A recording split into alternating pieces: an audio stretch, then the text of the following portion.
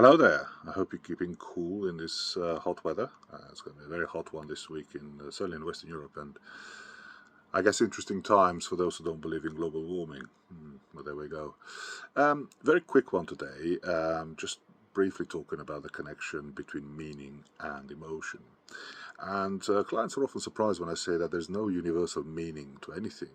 Meaning is what we as individuals decide to attribute to landscapes, people, situations, even inert objects. We are the creators of that meaning, and more often than not, that meaning is built on emotion.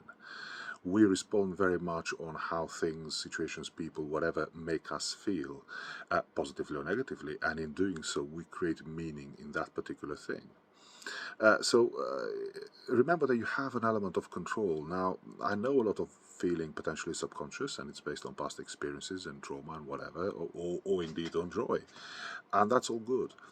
But I guess all of that is, again, part of who you are and the way you feel about things. And once you, I suppose, become more aware about how you feel and why you feel and how is that even feeling constructed and what it's based on, you also have more control about the meaning in your life and about the people, the places, the circumstances, or whatever that create meaning.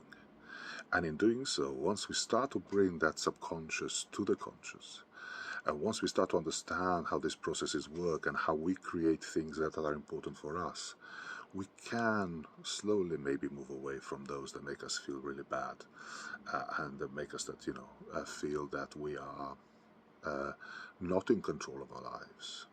Hmm. So I think it's worth pondering about, and maybe pondering about firstly, how are your feelings created? What creates them? Are they mostly negative or positive?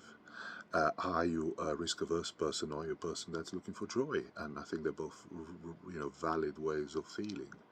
And in doing so, how is the meaning in your life created? How do you attribute meaning to people, places, objects? Why are they important for you? And it's beyond their functional attribute. A spoon has meaning because potential of its function, but it can also have meaning because it makes you feel in a certain way, because it might be your childhood spoon or belonging to somebody you loved and lost or whatever. So it's going beyond the function meaning. I think it's going towards about how it makes us interpret the world in an emotional way. So have a think about that this week and have a good one.